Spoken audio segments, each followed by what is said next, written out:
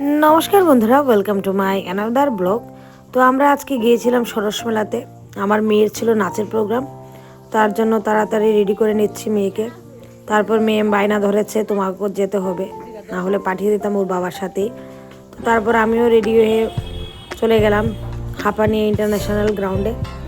তো সরস মেলাতে প্রত্যেকবারই আমার মেয়ের প্রোগ্রাম থাকে। আগে একসময় আমারও প্রোগ্রাম থাকতো সবসময়। তো এবারে লাইটিংয়ের সাজগুলো খুব ভালো লেগেছিল আমার। তো তারপর তাড়াতাড়ি চলে যাচ্ছি গ্রিন রুমের দিকে, কারণ লেট হয়ে গেলে আবার বকা খেতে হবে ম্যামের কাছে।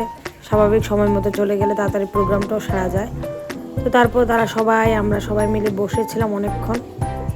তো এক সময় আমরা গিয়েও এরকম গ্রিন রুমে অপেক্ষা করতাম কোন সময় আমাদের গানটা হবে। তো এইসব মনে পড়ে গেল। তো বাচ্চাদের প্রোগ্রাম যেমনই হোক খুব ভালো লাগে দেখতে। তারপর এসে পড়লাম একটু প্রোগ্রাম দেখার জন্য, কারণ অনেকক্ষণ ভিতরে বসেছিলাম। দেখতেই পাচ্ছ খুব সমাবেশ, অনেক লোক হয়েছিল। প্রত্যেকবারই লোক হয়, সবসময় লোক যায় সরসমলাতে।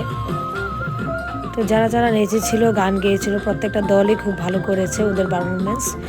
তো তারপর আমরা অনেকক্ষণ বসেছিলাম, কারণ আমার মেয়ের ডান্স আর শুরু হচ্ছিল না। তো তাদের গ্রুপ একটু পর নাচবে। তো মোটামুটি এগিয়ে গেছিলো এই গান আর একটা নাচের পরই আমাদের মেয়ের ডান্স। তো তোমরা পুরো ভিডিও দিতে পারিনি, কারণ ভিডিও পুরো উঠেনি ভালো করে, কিন্তু খুব সুন্দর নেচেছিল ওরা। তো যাই হোক, সবাইকে আজকের মতন টাটা। দেখা হবে নেক্সট ভিডিওতে, নেক্সট কিছু।